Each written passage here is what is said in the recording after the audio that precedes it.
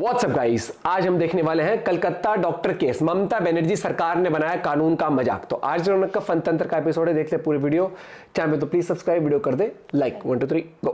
दोस्तों, कोलकाता में trainee doctor के साथ हुए रेप के बाद जिस तरह ममता बनर्जी सरकार ने इस मामले को डील किया है, उसने पूरे देश का सिर शर्म से नीचा कर दिया। पहले अस्पताल और पुलिस ने इसे रेप नहीं सुसाइड बताया। जिस कॉलेज प्रिंसिपल का खुद के रोल पर डाउट था, उसे प्रमोशन देकर दूसरे अस्पताल में भेज दिया गया। फिर पुलिस की तरफ से क्राइम सीन को प्रोटेक्ट नहीं किया गया। पहले वहां कंस्ट्रक्शन वर्क के नाम पर एक दीवार तोड़ दी गई। फिर रात के अंधेरे में पुलिस के रहते सैकड़ों गुंडों ने क्राइम सीन पर तोड़फोड़ करके सबूत मिटा दी। ममता बनर्जी ने बिना किसी सबूत के तोड़फोड़ करने वालों को राम और वाम वाले गुंडे बता दिए। और इस सब से जब पब्लिक का गुस्सा बेकाबू हो गया, लोगों ने इमोशनल होकर सोशल मीडिया पर इस पर पोस्ट लिख दी, तो कोलकाता की होनहार साइबर पुलिस ने 280 लोगों को नोटिस भेज दी। मतलब जिस पुलिस को इतने सालों तक ये नहीं पता है कि इस मामले में रेप का आरोपी उसका वॉलंटियर संजय राय खुद हिस्ट्री शीटर था, उसी पुलिस ने पहली फुर्सत में सोशल मीडिया पर पोस्ट लिखने वाली लड़की को गिरफ्तार कर लिया। रेप जैसा घिनौना क्राइम किसी भी स्टेट में हो सकता है दोस्तों। ये भी सच है कि ऐसे हर क्राइम के लिए आप स्टेट गवर्नमेंट को दोषी नहीं बता सकते। लेकिन बड़ी बात यह है कि अगर कहीं पर ऐसा क्राइम हो जाए तो उसके बाद वहां की सरकार और मशीनरी काम कैसे करती है। क्या वो इस इंसिडेंट को लेकर शर्मिंदा है? क्या वो उसकी ईमानदारी से जांच करवाना चाहती है? लेकिन ममता सरकार के बारे में ऐसी कोई बात नहीं लगती। और ये मैं नहीं, खुद सुप्रीम कोर्ट कह रहा है। After the crime was detected in the early hours of the morning, the principal of the hospital tries to pass this off as a suicide. The parents are not allowed to see the body. The parents are not allowed to see the body until the night. No FIR indicating that this is a clear case of a murder has been made out. Court ने यह भी कहा है कि ऐसे कैसे हो सकता है कि जिस पुलिस को क्राइम सीन को प्रोटेक्ट करना था, वो हॉस्पिटल के बाहर खड़ी रही और गुंडों की भीड़ अस्पताल के अंदर घुसकर तोड़फोड़ कर गई। और इन सब के बावजूद ममता बनर्जी ने कहा कि ये सब करने वाले वाम और राम वाले गुंडे हैं। और ऐसा पहली बार नहीं हुआ है कि जब बंगाल में किसी लड़की के साथ दुष्कर्म हुआ हो और उस पर ममता बनर्जी ने इनसेंसिटिव स्टेटमेंट न दिया। 2022 की इंडिया टुडे की ये रिपोर्ट देखिए। इस खबर पर रिएक्ट करते हुए ममता बनर्जी कहती हैं कि हमें यह भी देख लेना चाहिए कि जिस लड़की की रेप के बाद मौत हुई, कहीं वो पहले से प्रेग्नेंट तो नहीं थी, या लड़की का उस लड़के से अफेयर तो नहीं था, क्योंकि मुझे ये बताया गया कि लड़की का उस लड़के से अफेयर था। मतलब 14 साल की लड़की की रेप के बाद मौत हो गई और ममता बनर्जी सुनी सुनाई बातों के बेस पर यह एस्टैब्लिश करने में लगी थी कि जिस लड़की का रेप हुआ उसका तो उस लड़के से अफेयर था। इसी तरह 2012 में ट्रेन में सफर कर रही एक औरत को कुछ लोग ट्रेन से घसीटकर रेलवे ट्रैक पर उसके साथ दुष्कर्म कर देते हैं। इस मामले में ममता बनर्जी का स्टेटमेंट सुनकर आपका दिमाग भन्ना जाएगा। ममता बनर्जी ने कहा कि इस औरत ने रेप का इल्जाम इसलिए लगाया क्योंकि इसका पति सीपीएम सिंपैथाइजर है, यानी सीपीएम पार्टी से हमदर्दी रखता है या उसका वोटर है। हैरानी की बात यह है कि जिस औरत के लिए ममता ने बात कही थी, उसके पति को उस वक्त गुजरे 11 साल हो चुके थे। इसी तरह 6 फरवरी 2012 को कोलकाता के पार्क स्ट्रीट से वापस अपने घर जा रही एक लड़की से रेप हो जाता है। इस बार ममता बनर्जी कहती हैं कि इस पूरी घटना को उनकी सरकार को बदनाम करने के लिए डिजाइन किया गया है। मतलब वो उस घटना की ऑथेंटिसिटी पर ही सवाल उठा देती। उनके इस बयान पर हंगामा होता है तो वो इससे पलट जाती है। ये खबर आज भी आप टाइम्स ऑफ इंडिया के पोर्टल पर पढ़ सकते हैं। इसी तरह 2013 में बंगाल के कामदुनी में एक औरत के साथ रेप हो जाता है। ममता घटना के कुछ दिन बाद उस जगह पर पहुंचती हैं, जिससे लोकल महिलाएं काफी नाराज हो जाती हैं। ममता को जब इस पर कोई जवाब नहीं सूझता तो वो ये कह देती हैं कि हंगामा करने वाले सारे लोग सीपीएम से जुड़े। और इस क्लिप को कौन भूला होगा, जब एक टीवी प्रोग्राम में एक लड़की ममता बनर्जी से बंगाल में महिलाओं की सेफ्टी को लेकर सवाल पूछती है तो वो भड़क जाती हैं और उस लड़की को उन्होंने क्या बताया और कैसे डिबेट से जाने की बात बोली, आप देखिए। Ma'am, the conduct of certain people like Mr. Madan Mitra and Arabul Islam, they have left a bad taste in the mouth for most of us. It has disturbed us, and people in power should be acting in a more responsible way, ma'am. I must tell you, you are a CPM cadre. This team is only 50% here.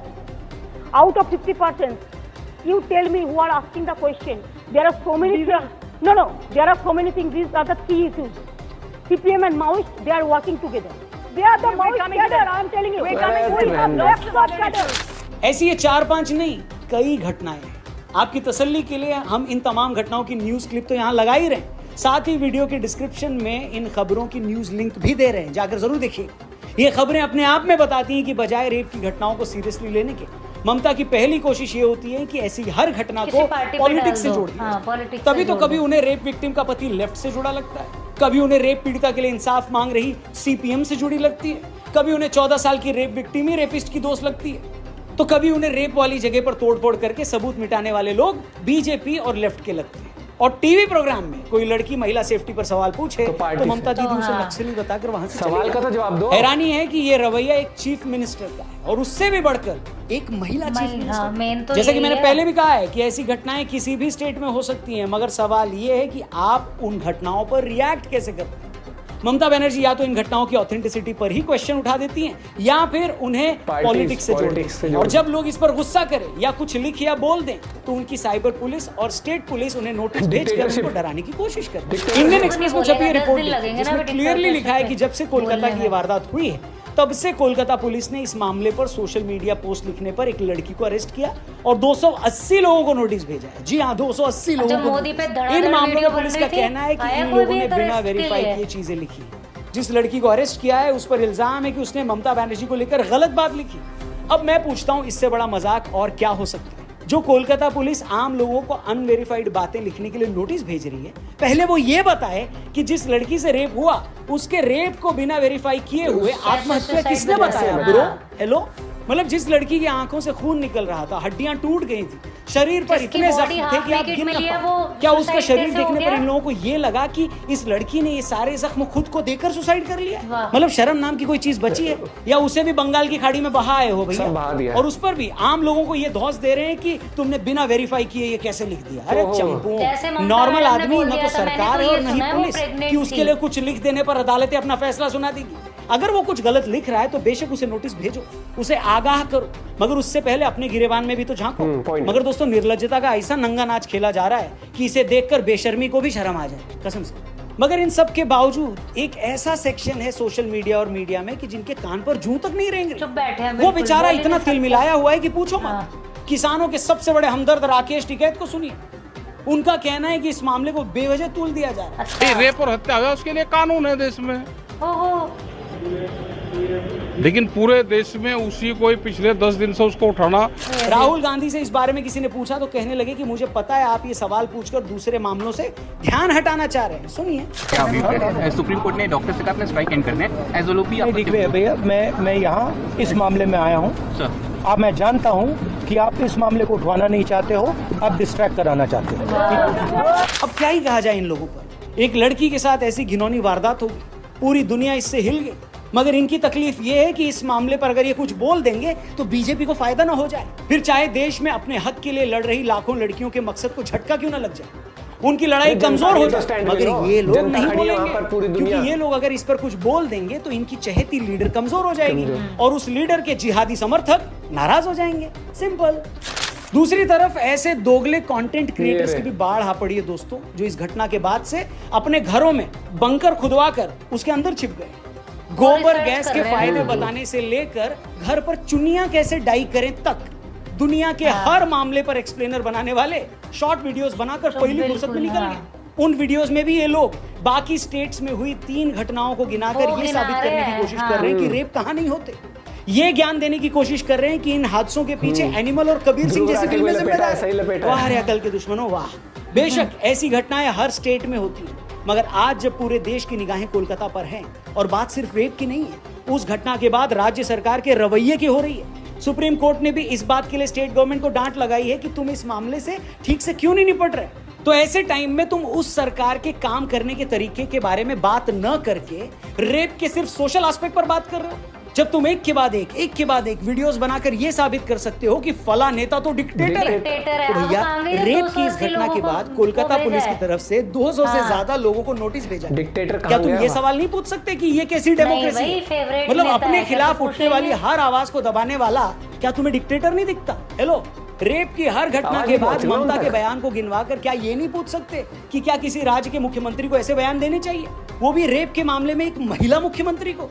मगर बड़ी चालाकी से कुछ लोग ऐसे मामले में state government पर बात न करके उसे एक सोशल प्रॉब्लम बताते हैं और उस पर ज्ञान देने लगते हैं। और ये भी बड़ा अजीब लॉजिक है कि फला फिल्म लोगों को रेपिस्ट बना रही है। वाह। अरे चचा, मैं ये पूछना चाहता हूँ कि अगर मुन्ना भाई देखकर ये देश गांधी नहीं बन पाया तो एक एनिमल फिल्म देखकर क्या ये देश रेपिस्ट बन जाएगा? बताओ। फिल्म कमजोर लोगों के मन पर असर डालती है, लेकिन इंसान बनता वही है जो बेसिकली वो होता है। एनिमल या कबीर सिंह तो करोड़ों लोगों ने देखी है, लेकिन अगर सोसाइटी में कुछ रेप हो जाएंगे, दुष्कर्म हो जाएंगे, तो तुम कहोगे कि ये सब फिल्में कर रही हैं। वाह बेटा वाह, नहीं वाह।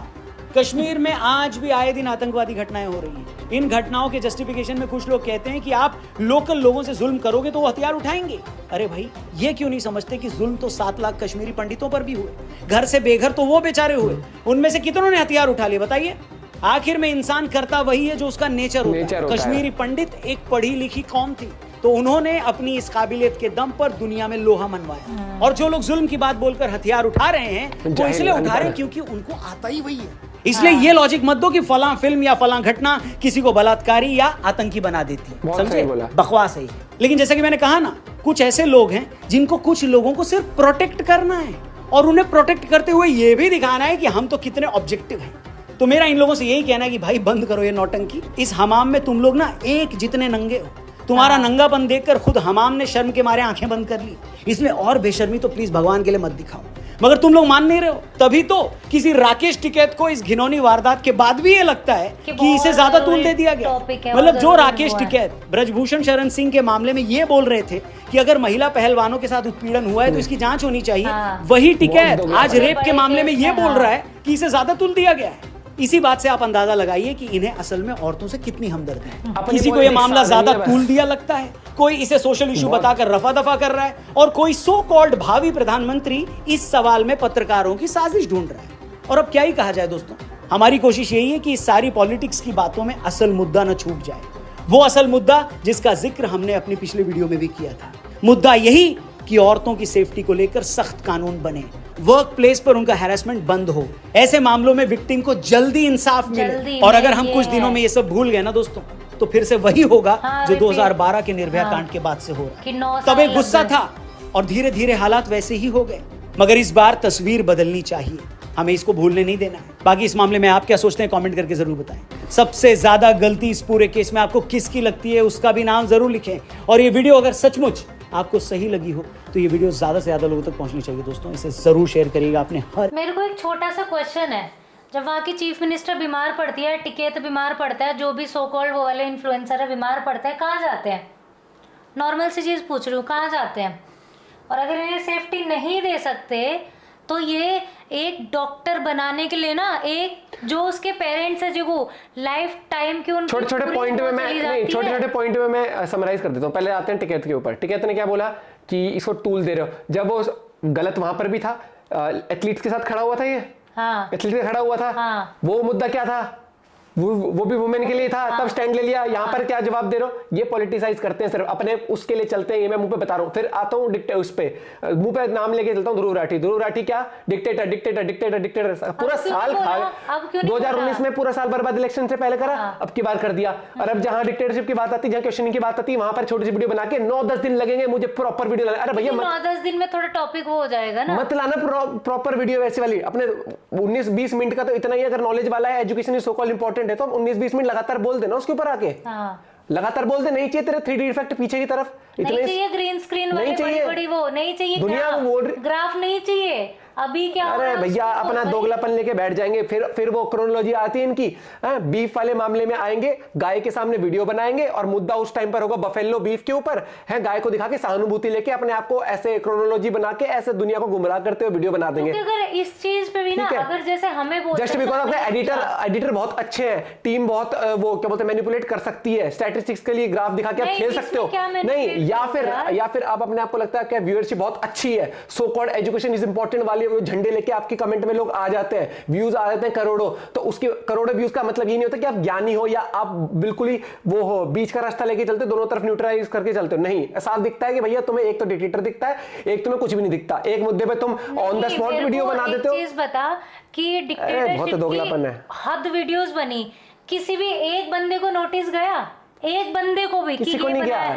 इतने वो कलकत्ता पुलिस आ जाती है यहाँ पर, फिर लोगों को नोटिस भेज रही है। खुद जिनसे सुसाइड पहले, खुद जो वहां पर पहले सुसाइड प्रूफ करने की कोशिश कर रहे थे, सुप्रीम कोर्ट में क्यों नहीं कहते जाकर कि मीडिया की गलती है, मीडिया की वजह से वो दंगे हो गए थे। नॉर्मल सी चीज बताओ कि एक बॉडी मिलती है, ठीक है, एक फीमेल बॉडी मिलती है, जिस हालात में वो मिली, जिस हालत में वो हाफ नेकेड है, उसके बॉडी का कोई पार्ट नहीं है जहाँ से उसको ब्लीडिंग ना हो रही हो, ठीक है। वहाँ का जो प्रिंसिपल है वो पहले उसे सुसाइड बता देता है। मतलब क्या वो ये सब करके उसने सुसाइड कर लिया? सीरियसली, हाफ बॉडी उसकी नेकेड है, कोई जस्टिफिकेट, कोई वो छोड़, और वो कानून है, वो कानून के रखवाले इस तरीके से बातें कर रहे हैं फिर इस चीज का। भैया चल रही यहाँ पर। और फिर क्रोनोलॉजी ये समझ लो कि उनकी जो वहाँ की जो चीफ मिनिस्टर है वो खुद प्रोटेस्ट में उतर रही है। वहाँ बोलने की हिम्मत रखते हो तो यहाँ भी बोलो। मैंने पहली वीडियो में क्या बोला था, मुझे फर्क नहीं पड़ता मोदी सरकार है, ममता सरकार है, राहुल गांधी की सरकार है। मैं तो अगर मोदी है मैं तो उससे भाई बीइंग अ पीएम क्या हो रहा है इस चीज में। इतना मुंह पे दोगलापन बता देता हूँ मैं। राहुल गांधी और इन सब का बताता हूँ, अगर पॉलिटिक्स होती, अगर ये जहां पर एग्जांपल दे रहा हूं मैं, ठीक है, ये ऑफ ट्रैक हो जाएगा थोड़ा सा। मान लो जहां पर बीजेपी की पूर्ण बहुमत से सरकार होती जिस स्टेट में, वहां पर हो जाता ना, ये भाई साहब इस्तीफा मांगते वहां का, इतना बुरा हाल कर देते। मैं बता रहा हूं मैं पॉलिटिक्स किस तरीके से खेलते हैं। बताते हैं वहां जाते भी, वहां जाके बैठते भी साथ में। हाँ, जिन कानून को ये लाना चाहते थे, मोदी वो कानून ला रहा था फार्म लॉज के लिए, खुद ही धरना में बैठकर उसके अगेंस्ट बोलने लग गए। मैं मोदी और वो नहीं कर रही, मैं एग्जांपल बता रहा हूँ कि पॉलिटिक्स कैसे कर जाते हैं इन मामलों पे। ठीक है, एक इतना गलत केस हुआ है, ठीक है।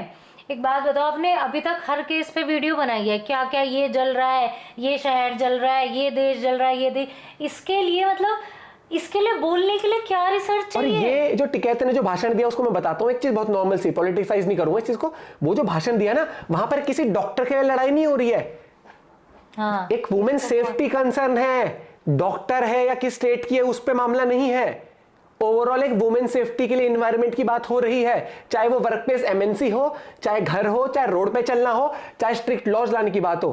तो उसको कि एक डॉक्टर का रेप हो गया उसके लिए दंगे चल रहे थे। अरे भाई, वैसे तो तुम बड़े पॉलिटिशियन बनते हो, वैसे तो तुम हमदर्द बन के सबसे आगे नेता बन के चलोगे, तुम्हें यह समझ नहीं आ रहा ये मुद्दा क्या है। मुद्दा वुमेन सेफ्टी का है, वो मुद्दा स्ट्रॉन्ग लॉज का है, मुद्दा 9 साल ना लटका के जस्टिस देने का है, ये मुद्दा है। लेकिन ये नहीं समझेंगे, ये अपने हिसाब की जब दिखता है ना कि हमें इस पार्टी का साथ देके इसके अगेंस्ट बोलना है, तो उछल के तब आ जाएंगे सारे। और ये है ये पॉलिटिक्स है। यहां पर मैं किसी पार्टी को अलग नहीं कर रहा, चाहे बीजेपी चाहे कोई भी हो, ठीक है। तो ये मैं इसलिए कहता हूं किसी भी पॉलिटिशियन को ना तो वो दर्जा तो दिया ही मत करो। था ना मणिपुर में जब हुआ था, ठीक है, हमने हर वीडियो में बोला था ये चीज कि जो भी है वहां पे हमें नहीं पता, अगर वहां पे बीजेपी है तो गलत है, बहुत गलत है, क्यों नहीं एक्शन। तो इतनी हिम्मत भी रखो ना कि जो गलत है उसे गलत बोलो। इंडिया में हिम्मत ये आ गई है बस आज के टाइम पर, मैं सीरियसली बताता हूं कि अपना कंफर्ट जोन जहां होगा तो ठीक है, वरना नहीं। सबको खुला पता है कि हमारे लिए अगर फेवरेट नेता की बात होती है, एग्जांपल मोदी का हम नाम लेते हैं, ठीक है। लेकिन अगर मणिपुर का केस हुआ, कुछ हुआ, हमने बोला, लेकिन भाई सो कॉल्ड जो सपोर्ट में खड़े हो जाते हैं उनकी तो ये वीडियोस आती हैं कि दिल्ली की बेशर्म जनता सो रही है जब अरविंद केजरीवाल को अरेस्ट किया गया। अरे भैया, नहीं बोला, इतने बड़े उस केस पे कुछ बोले तक नहीं, एक मुंह से कुछ वो नहीं निकला। आप अपना पॉइंट भी शेयर कर सकते हो और मिलते हैं वीडियो के साथ।